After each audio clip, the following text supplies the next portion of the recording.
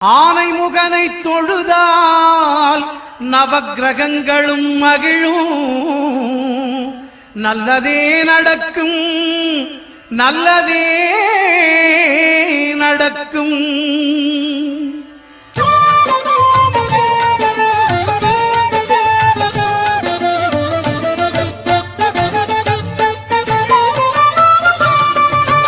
ஒன்பது கோளும் ஒன்றாய் காண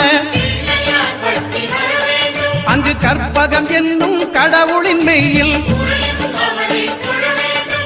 ஒன்பது கோளும் ஒன்றாய் காண